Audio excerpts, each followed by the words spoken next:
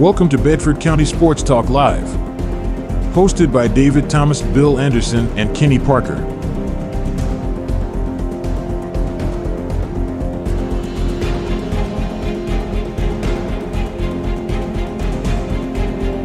Brought to you by First Bank of Shelbyville and Kincaid Service Company at 400 Madison Street in Shelbyville. Let's talk some sports. Here are your hosts.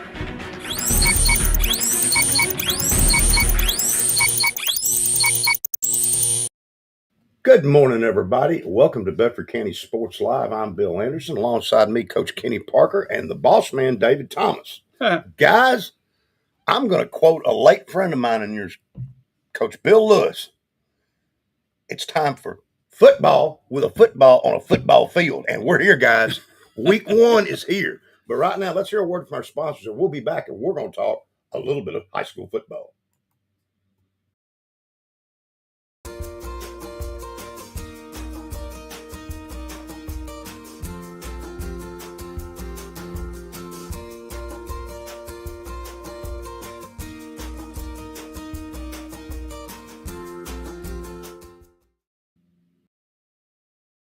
Company is a locally owned family business that has proudly served the Middle Tennessee area since 1934. We have a wide selection of furniture, appliances, electronics, and mattresses for every budget and design taste. We carry the brands that you know and trust, so you're sure to find exactly what you're looking for. Need financing? We have you covered. With our service department, you can rest assured that we will take care of you after the purchase. Visit our Shelbyville store at 400 Madison Street today. Welcome back, everybody, to Bedford County Sports Live, and thank you, First Bank, and thank you, Kincaid Service Company. Without you guys, show wouldn't be possible. Get out and support them. Great local businesses and good people. Guys, where do y'all want to start? Hey, Thursday night. Let's start with Thursday night. The Thursday night came for Friday, so Let's start for Thursday. Shelbyville wins the game 34-22. An epic rushing game. I don't remember it ever happening. He had a good game. I thought they played well. You could tell early that they were out of chemistry just a little bit.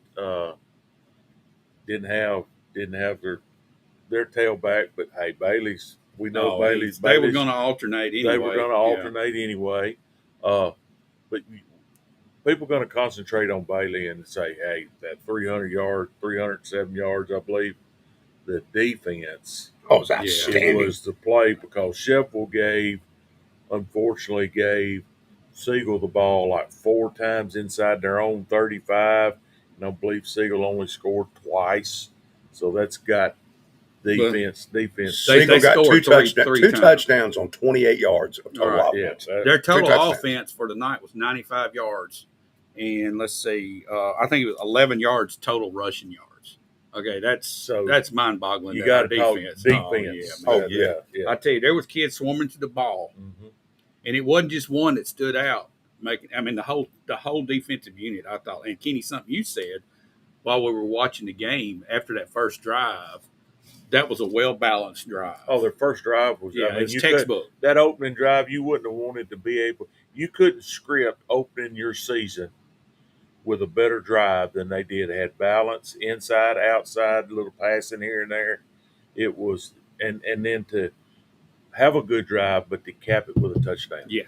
And I thought Stephen, 2 keys were changing the cadence up and drawing them off sides. That's part twice in key situations. That's right. He drew Siegel off. That's part of our game because he'll change that signal and it's on 2 instead of 1. Well, and that 1, they're standing right by the ball. They still here's jump. The thing. I don't think it's the signal. It's got a lot to do with the hand clap. It's the hand clap. This is just me watching. That first hand clap and then. Pause. Yeah. I don't think sometimes they even have a play caller. Probably not. They don't even have because then he'll stop and look up. Then after he claps and they don't jump, then he looks over to the side and they all turn to look. When the offense knows that's a dead play. There ain't even nobody gonna jump. But I've coached teams where we didn't put a play in. We said no play. Yeah. All right. and then we still jump off sides. Well, right on that drive, you but got that was Bailey a great running the drive. ball, but on the touchdown, the fake, the RPO, Right. you saw Steven Speed get out Right. 8-yard touchdown. All right, so Robert had 37 carries for 307 yards, and I've never seen 3 touchdowns. And 3 touchdowns. I've never seen the Sheffield Central High School back have over 300 yards in my lifetime, and I kind of have kept up with it. Now, there might have been somebody way back when. I know Ed Carson was a big rusher, and he had some huge games, but I don't think we've ever had a 300-yard rusher at Sheffield Central. That's somebody to research, but that's pretty amazing. Yeah. That don't happen very often anyway. Yeah, let's go down through some other statistics. We had Stephen Bobo carrying the ball 12 times for 55 yards, and he had 2 sacks that he took losses on there. Passing, he was 8 of 17 for 91 yards, 1 touchdown, 1 interception, and the touchdown came on a deflection, and his brother, William, snagged it and took off, and it was a streak. That could have been a pick six. Yeah. To me, at that time, the game was 7-7, and that was a pivotal game because it almost was a pick going the other way. It didn't happen. It went in the air. Shovel made the play. Yeah. Siegel didn't. Changed. Yeah. I like a hitch play and I like a screen, but I just don't like it when it's to that far boundary there. I was looking. Far. That's about a 35-yard pass, and you giving the defense a lot of time to react to that ball, and they did. Okay, good athletes. They had good athletes. Oh, yeah. I think Siegel's going to some ball games. I do too. But number 77, guys. He's was SEC huge. material. He's just sophomore too. We got one of the guys on the thing said. Well, guys, a big win for Shelbyville Central, no doubt. And we pick up and go to, Marshall County comes here on Thursday night, and they played Columbia in a close game and beat Columbia 25-22. And I watched it last night. Both teams have got some athletes.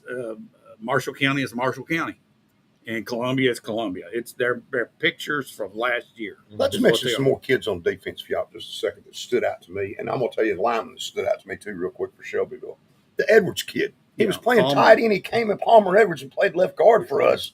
Number played 53. Great. He was 35. Edwards was outstanding. He was. He's been the tight end. I had a friend of mine call me during the game, and he said, "Kenny, are you allowed to wear 35 in the offensive line?" Well, they had him at 53. He said, my TV, he was watching it on the radio. He said, they had his name down, but then they said he was a starting left guard. I said, he's changed his number. Yeah, he went from 35 to 53. That's not a – Yeah. He said, okay. On defense early, I thought Zion Bonner was big and had several big plays early. Yeah. Nate Zimmerman on defense played he was around the ball all night. Around the ball. And Brody Lamont. Yeah. But the other guy is LeBron Ransom. He takes one – that is so big. He takes one side of the field away. Let's hope he's okay. He's all right. He's good. And both Bobo boys in the secondary, they're tough. Yeah, our secondary is shaping up now. Yeah. And I was a little worried, but, hey, we're deep at linebacker. Our secondary play, LeBron broke up 3 plays that he peeled off of his man and went and was breaking up a play in the middle of the field 3 times. And you've lost 3 starters on defense already and still playing like that. That shows you the depth that we've got. But it also showed me a physicality that I saw in this game where – I'm telling you, the second half, Siegel didn't want no part of Bailey the second half. They didn't want to hit him anymore. And kudos to our offensive line that was getting a push. And I think the game was won, offensive and defensive line in the trenches. Our kids wanted it more. Yeah. At the end of the game, you could tell. Because I think Siegel was bigger, guys. Right. It was at the half, Robert had 108 yards on 19 carries. Yes. And his longest run in the first half was 24 yards. Okay. In the third and fourth quarter, he had one for 31, 54, and 53, where he broke through, and he was in the secondary just like that. So he showed a burst there in the second half, and Siegel had lost there. And I told you, I made a comment to you during the game, especially late in the game, that I felt like Sheffield was in better shape. Yeah, and you could tell that I didn't see him cramping. We had 1 or 2, and that was it. But you could tell. The Marshall County game last night against Columbia, I was watching them. They had somebody cramping every play. But here's the thing I don't understand, because we were making the comment, I was at Moore County. how cold it was last night. It's a little cool, I've never seen an opening night of high school ball where You wasn't worried about the heat. Yeah. You wasn't worried about the heat. And I'll say this about Chevrolet too. I thought their defensive, whoever's in charge of what's going on with the defense, did a great job of substituting. Yeah. Yep. Yeah. Did a great job of substituting, keeping kids fresh. Yeah. We made a comment playing a lot of younger kids. There Yeah. goes a sophomore. There goes this. We had a freshman on the field all night. Well, we Jackson didn't have Tam. many because they didn't take many. But Jackson Tam was one of them. Yeah, he walks right out there and looks like an upperclassman. Mm-hmm. I mean, he's going to be a player. Mm-hmm. But guys, we've talked enough about Chevrolet probably. Back to that Marshall County game, who was that receiver for them? Did you notice him Number last 2? night? Had 2 touchdowns, and then he had that huge pick 6 that was the difference in the game, sort of. Yeah. Number 2 is who you're talking about. Yeah, I don't know his name. He had 178 yards receiving, a couple touchdowns. We'll probably be knowing his name We'll Thursday find night. that out this week. Yeah. Well, guys, let's move on from that. That was an outstanding opening game for Central. Let's move on now to Community Lewis County. Tough night. Don't know a whole lot about it, but I know I made a comment when I was coaching a few years ago at Joe Burns, and they beat us pretty good. Everything was going good to kick off. Yeah. And that sounds about like what happened last night. 50-6 at halftime, winds up 64-6. Just hope in that situation. We've talked with community before. They're young. They're going to go. We knew things was going to be tough. They got to build their team for those 2 or 3 games that they got to have to play 11. Yeah. They got to have that to Come play 11. Come play. Just hope they didn't get anybody hurt and can keep some momentum. Not sure who they play this week. They play. Is it not Forest? Is it Eagleville at home? Eagleville lost to PCA last night, 14-6. All right. So Eagleville's got a good program, so it'll be another good test for community. And a home game, be the first home game. Yeah. All right. So then we move on to Cascade, Marshall County. Tell us about that, Kenny. Moore County. I'm sorry. I thought Cascade played fairly well, especially early. Moore County got the ball, went down close to scoring. Defense stepped up, turned them over on downs, moved the ball just a little bit, had to punt it. Moore County moved the ball again. Cascade picked one off. Then they moved the ball. So after the first quarter, it's 0-0. Cascade's playing well. Moore County's playing well. Moore County scored early in the second quarter to go up 7-0. Cascade answered and was 7-7. And hey, man, we've got a ball game going on. Gets late in the fourth quarter. It's 4th and 6 on about the 35, and Moore County drops back, and they find a guy open in the end zone and scored a touchdown with 41 seconds left to go in the first half to go up 14-7 at halftime. Cascade's defense, they left the middle of the field open, and Moore County had an opportunity. They attacked the middle of the field there a couple of times. But overall, I didn't think Cascade only had like 4 players that even got on the field much last year, and playing a freshman quarterback, knew it was going to be tough. But I thought they played well. Number 11, his name's Christian Casey. He's a senior. They only have 6 seniors. Yeah. I thought the 6, I don't believe, but 2 of them play a whole lot. So they're young. They're going to. But the Casey had a really good game last night. But they'll bounce. Hopefully they bounce back. They got Richland this week on Friday night at home. So Richland, they played Lincoln County. They played Lincoln 42-14. And they played again.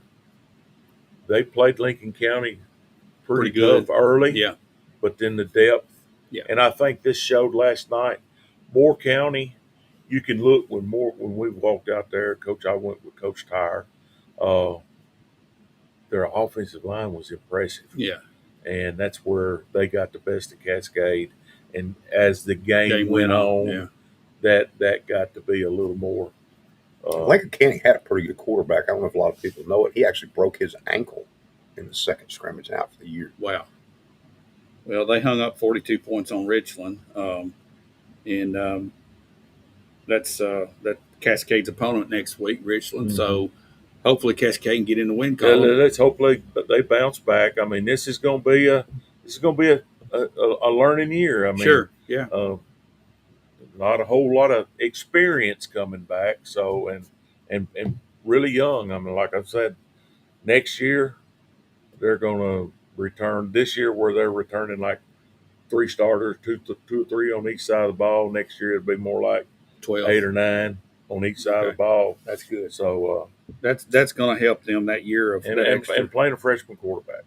Yeah, and So, he's going to he mature. did it. Hey, and he threw the ball well last night. Good timing and all. He's throwing the ball before kids make their breaks, and I mean he looked Sounds good. like he knows how to play the game. He looked good last night. All right, very good. All right, what else we got, Bill? We got Forest and Watertown. Former Coach Palmer over there beat Watertown 40-34 last night. Webb had a bit. Hey, they're athletic, and we saw that. What was it, 56-6? 56-6. Now how they're going to play when it gets later on. Well, we already know that they've won more games than they did last year. Yeah. And I think they'll win a few more games. I can see them at least 4 wins, at least 4, maybe more. So what my question, Cornersville is usually pretty strong. Are they down this year? Well, I hadn't heard anything. Cornersville had the really good running back that's at Navy. He's either at Army or Navy. Right. He was a Mr. Football, and he could carry their shoulders. Right. Well, they don't have him this year. So they've taken a step back. Yeah. And for years now, Marshall County goes over and usually gets who they want out of Cornersville. They've done it for years. Yeah. Hey, let's mention another one, though. How about Stewart's Creek? The reason I'm going to mention it, they beat Tullahoma. Anytime you beat Tullahoma, that's a good thing. 33-21 Stewart's Creek over Tullahoma. I saw a little bit of that game. I was watching it this morning on NFHS replay. Stewart's Creek they look all right. You know, are they still running wing T? Or are they out? No, they're out of the wing T. Okay. But what I did see about Tullahoma, it looked like they've got some young players. Evidently, they might have lost some. I don't know how many seniors they lost last year. But they look completely different than they did when we played them last year.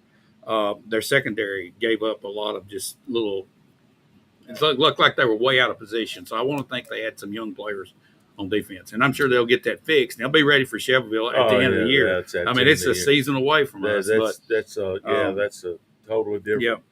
Week 1 and week 9 or 7, totally different things. Yes. What else we got? Coffee County 49, Franklin County 0. Yeah, that shocked me. That was a big shocker there. Yeah, also. Franklin County's got some pretty decent athletes. They were young last year.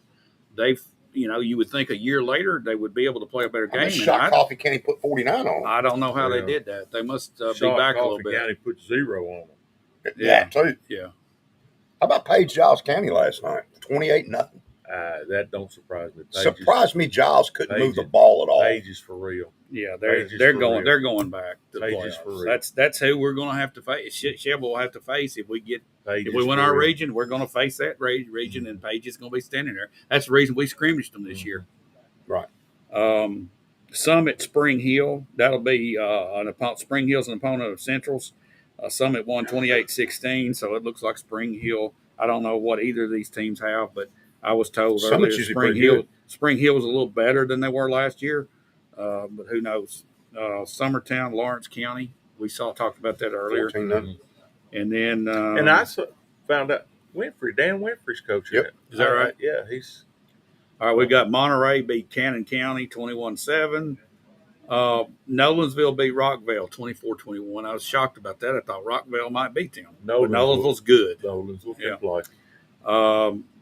Huntland got beat by Whitwell 27-0. And I talked to one of the officials last night that worked that game, and he said that game was close. He said early in the game it was 0-0, and Huntland drove the ball down, had it first and goal and couldn't score, and then Whitwell scored, went 90-something yards in 2 plays, and he said it just sort of broke the seal on that. Another big upset at Williamson County last night. Franklin beat Centennial. Going for 2. You consider that an upset? I sort of do, because Centennial's pretty doggone Well, good. Centennial lost a lot of They those did. skill athletes. They lost 3 big seniors last year. Mm-hmm. The one that took the game in his own hands out here against us, he's gone. The other receiver that they had, he's gone. So, I mean, you just don't know. You don't know what, typically, though, they got people right behind them. Exactly. But how big is that school? Like 25, 26, 27? You're going to hear a lot about Franklin this year. Just watch. You're going to hear Franklin's name quite a bit. And I believe that's where they're pretty good. Stephen and Williams' cousin, I believe, plays for Franklin. Yeah. You're going to hear that name quite a bit. What else we got, Bill? That's all I've got as far as scores on the high school. I didn't have any more. Well, next week we've got Chevrolet at home again on Thursday night. A big ball game with Marshall County. Right. Then on Friday night, Cascades at home with Richland, and Communities at home with Eagle. Eagle. It is Eagle. Yeah, and it is. I think I looked. Webb is on the road. Yeah, I looked it up who it was, but they're going to Columbia Academy. That's where it is. That's right, Columbia Academy. Academy. And that's a winnable game for Webb. That's a winnable game for Webb. So I hope we come away with some wins next week again. And we had 2 in the winning column from Bedford County this week, 2 and 2. So hopefully we can get 3 and 2, 4-0. We'll see. Yep. Bill, have you hauled off anything lately? I don't like hauling stuff off. I hadn't bought anything new lately, but if I'd have bought something new, I know who would have hauled my old stuff off. Kincaid Service Company. Let's take a break and hear a word from them, and we'll be back to talk a little college football, Bill. I know you're ready to go. I'm ready. Company is a locally owned family business that has proudly served the Middle Tennessee area since 1934. We have a wide selection of furniture, appliances, electronics, and mattresses for every budget and design taste. We carry the brands that you know and trust, so you're sure to find exactly what you're looking for. Need financing? We have you covered. With our service department, you can rest assured that we will take care of you after the purchase. Visit our Shelbyville store at 400 Madison Street today.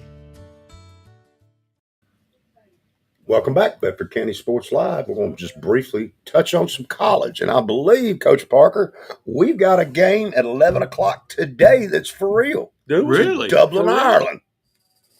Oh, Florida State's playing somebody. At 11 o'clock. They're 11 playing Georgia Tech at 11 o'clock today, guys. Wow. 11 a.m. 11 a.m. today. In just a little while. But you know who Florida's quarterback is? Who?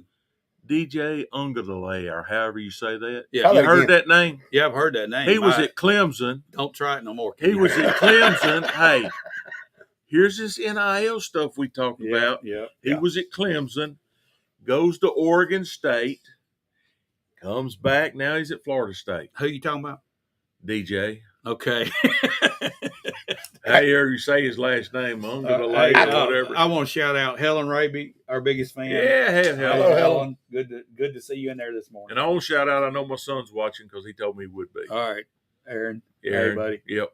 All right. So what else have we got coming up football-wise? Of course, next 7 weekend, days away, guys. Next weekend's the big weekend. Yeah, next weekend it starts But at big. just talking on the NIL a minute, that Oregon quarterback, did y'all hear how many schools he's been at? He has made it. They were talking all the money this kid's made on NIL.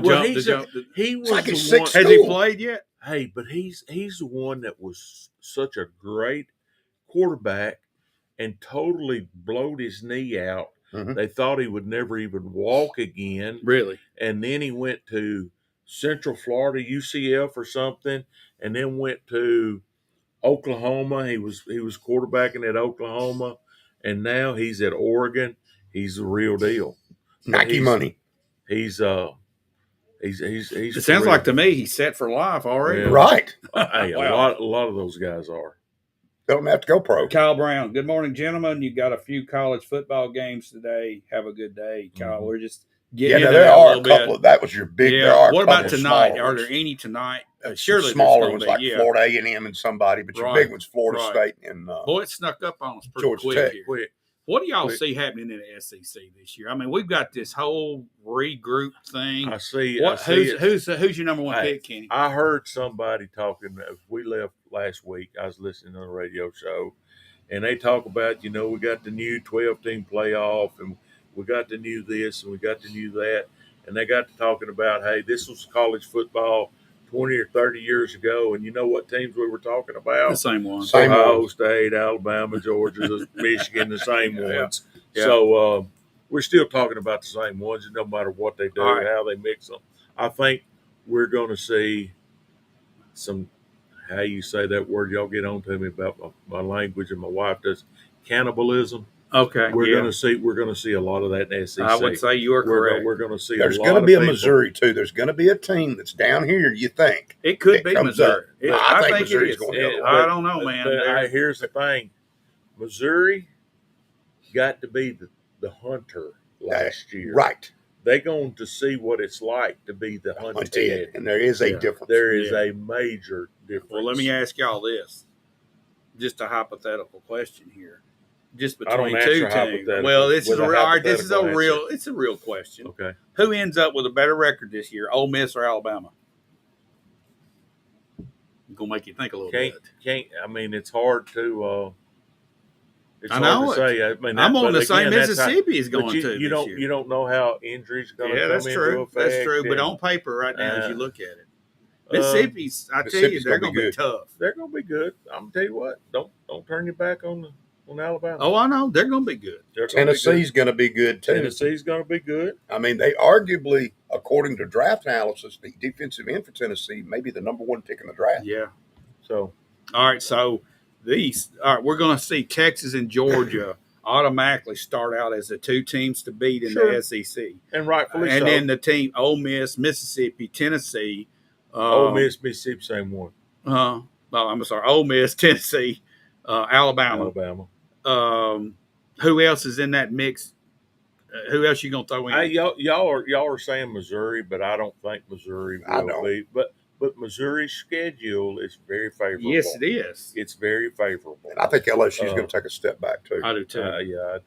But do you see Missouri coming in right behind Tennessee there? When you talk about 5 teams, the 5 teams you just talked about are all top 10 teams. Yeah. In one conference. Yes, and some of what's them, that tell you? This is the best conference there is, and you're going to have some teams that could be in the playoff from the SEC that's got an 8-4 record. No, and I know you can't, but you should. You'll have to win 9. You should. They would be able to be there, right? But you're not going to say 8-4. They could be that and beat teams that are in the playoffs, but they won't make it. There's not enough spots. Right. There's just not enough spots, and having that record, there are going to be some teams left out of the SEC in the playoffs that could rightfully be in the playoffs and compete very far into the playoffs. So y'all agree the SEC is by far going to be the dominating conference this year? Well, I think they will be the top conference. The conference up north of us, pulled in Oregon, pulled in a couple. They're gonna be decent also. But I don't think they're gonna have the depth. Who do you see? Who you guys see out of that group? The rest of everybody else filling in Ohio State, the 2 O's.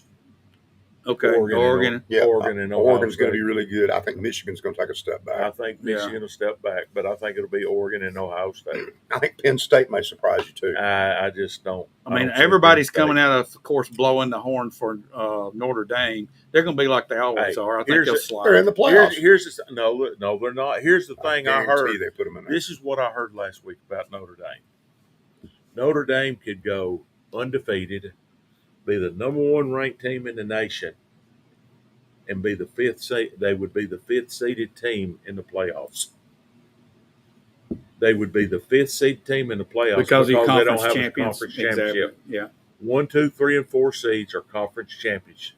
Okay. There's a way for the media to put them in there. They're going to put them in there. They're the media. The number 5 seed will be the top seeded team, not the conference champion. Let's shift a little bit over to the ACC. What about Clemson this year? You think they're going to fight their way back? Dabo coming back up? I think they will be better, and a lot of people are picking 2 teams out of the ACC to make Louisville and Clemson, or no, Florida Clemson and Florida State. Yeah, Florida State to win. Clemson. What about Louisville? Florida State really. I think Louisville will compete.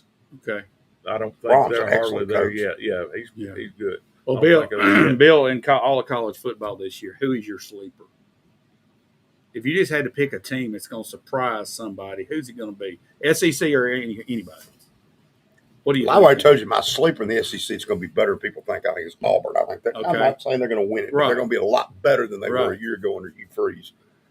There's somebody out here that we're not thinking of, like a Central Florida, South Florida. There's going to be one of those little mid-major teams that has a big year. And you know why that's the fact? Because we're calling them sleepers. Because nobody knows. Exactly. Even us. Right. Even us. But we can experts. predict. Well, you're using that term very loosely. I got one on my mind. It's in the SEC that we didn't even mention. Oklahoma. You better watch them. I just don't see them. You better watch them. I'm a Coach Parker. I don't see it. All right, write it down. Okay, Oklahoma, just sleeper. Now, I'm saying 8-4. Okay, something like that. Well, they ought to go 8-4. But they're in the SEC. They ought to be 8-4. They're Oklahoma. I know, but they're in the SEC now. I agree.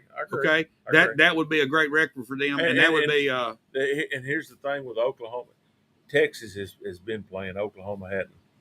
They're going to see what it's like to have to play week after week after week after week. No cupcakes anymore. There might be two where there used to be 4 or 5. Now there's just 2. Exactly. And the rest of them is like in your face, looking at you. I agree. All right, guys, let's take another break.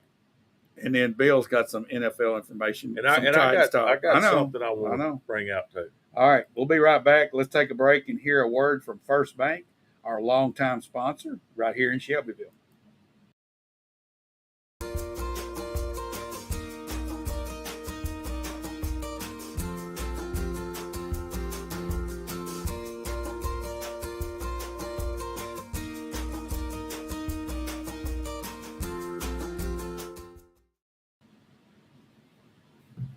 Welcome back, everybody. Bedford County Sports Live. David Thomas, Bill Anderson, Kenny Parker. Now we're going to touch Coach Parker on a little bit of the NFL. What you got? Yeah, I mean, I think things are going well. We got 1 week left. 1 week. And then they get ready to strap it on.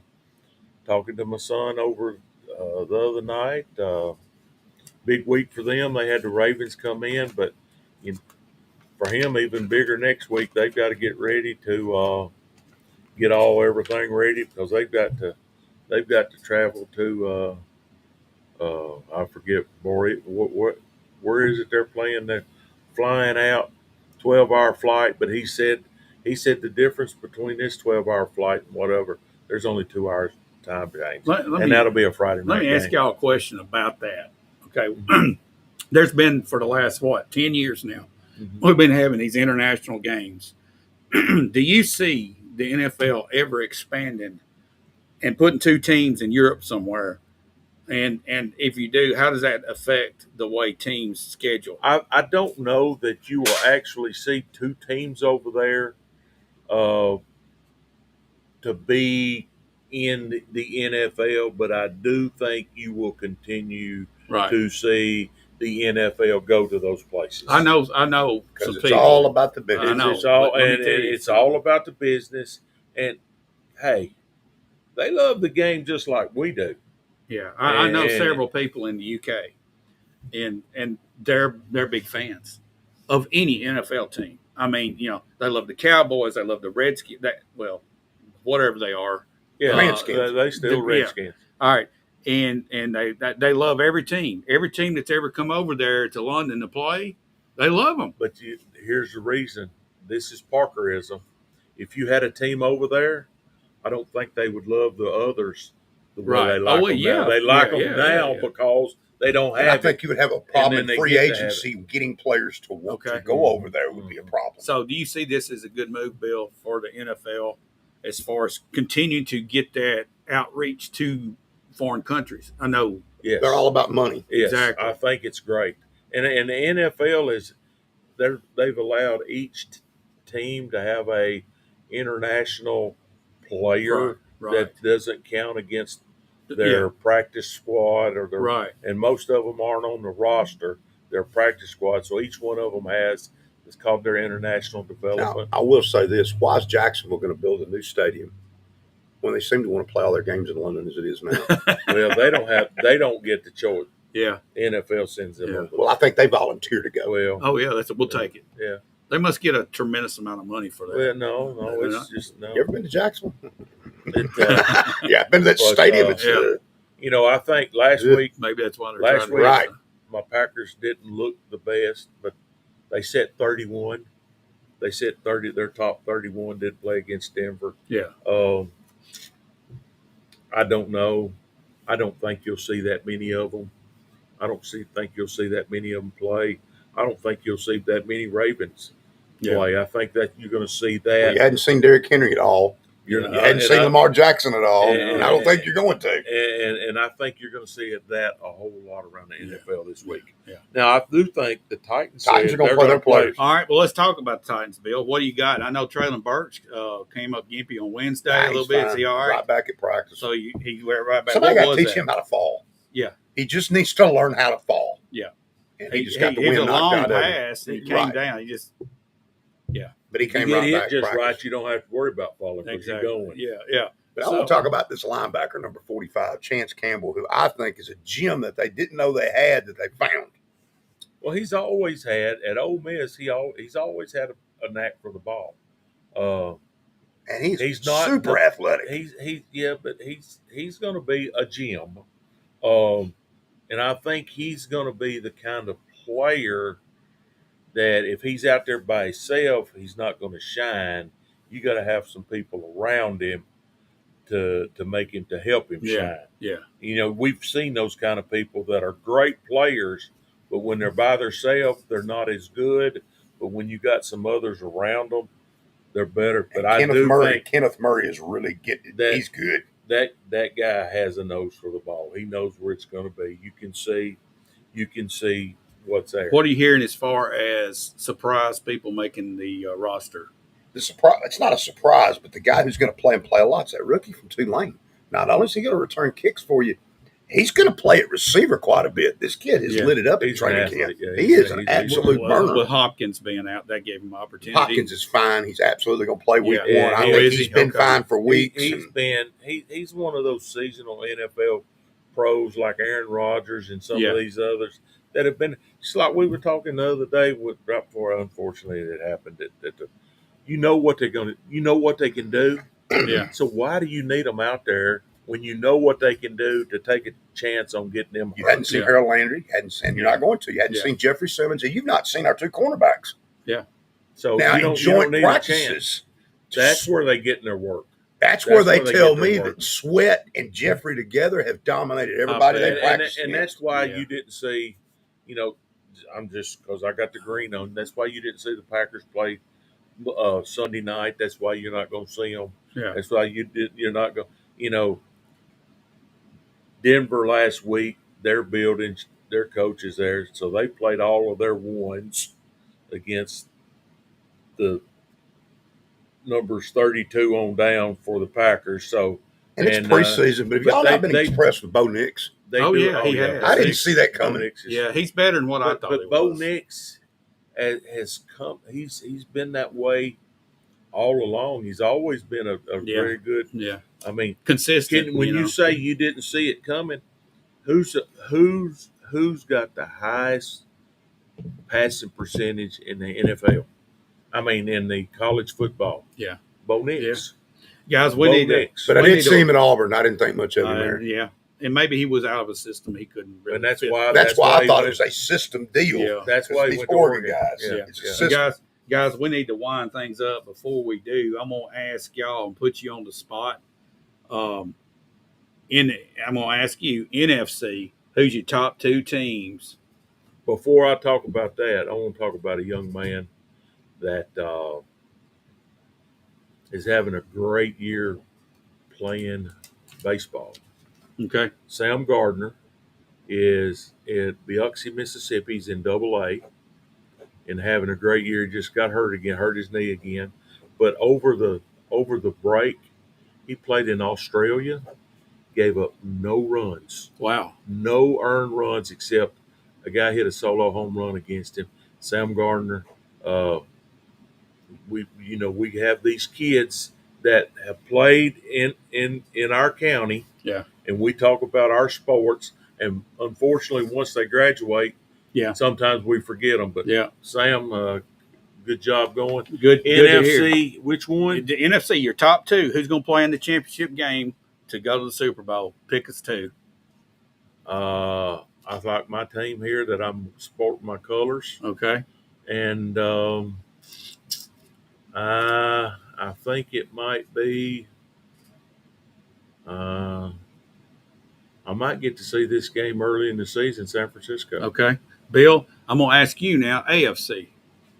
AFC, it's the Pretty Kansas easy, City isn't it? Chiefs. Yeah. Until somebody shows they I can don't- beat don't Kansas disagree. City, it's the Chiefs. Yeah. But now the second best team, I'm going to tell you, is the Baltimore Ravens. Okay. Derrick Henry is going to add something to Lamar Jackson. It'll help. And Lamar's going to help Derrick Henry. Okay. Derrick's not going to see a bunch of 8-man boxes, Well, yeah, he will unless they can throw the ball a little bit. and Lamar can throw the ball just fine. But they got to have the receiver out there to do that. And they got a great tight end. They got Zay Flowers. I like Baltimore. And Andrew. I'm with you on your picks. On yours, I'm with you on the 49ers. And then it's a toss-up between the Packers, the Eagles, and whoever else is in the mix that shows up. I mean, who knows? I'm the Eagles this time. I think Hurts was hurt last year more than we know, and that was why you saw the drop you saw. Yeah. And they brought in new coaches, a new defensive coordinator. Vic Fazio's now the DC with a lot of talent on defense. They reported coach. So that changes that. Yeah. And then they just traded for Dotson from the Redskins. Look at that receiving core. Yeah. From the who? Dotson from the Redskins. Command Skins. The Command Skins. The Command Skins. The Command Skins. So, here's my thing about the 49ers that I've noticed. Maybe y'all hadn't. Brock Purdy doesn't look too good this year, folks. No. He's having a terrible training camp. He's not at. Come on, man. His top two receivers aren't even playing, and one of them not even signed. We'll see. Let me tell you another guy that's been awful. You know why he's Awful. throwing You ready for this interceptions? one? Because he's got Who's nobody been to awful? separate Anthony them. Richardson of the Colts, they said was so bad in these joint practices this week, his own teammates were dogging him out. Oh, well. Yeah. Well, guys, we need to wind up. But before we do, this is Bedford County Sports Talk. That's right. Everybody get out and support your local teams. Hey, we got four going on. And the one that's on the road is way up, and they're just going to Columbia Academy. Yeah. So there's no reason Not a big not to be able to get out. Got and watch. 3 at home this Three week. at home this week. One of them on Thursday, 2 on Friday. So you be like me, make 2 games. Yeah. All right, guys. Thanks for watching. Thanks, Bill. Hey, Thanks, we got Kenny. Coach Dryden's show coming up. Yes, and And we're we'll going to have be doing something special. We're gonna have something special coming Yep. up for you on that one. That's on Tuesday at 6. Tuesday at 6 o'clock. See you then. Have a great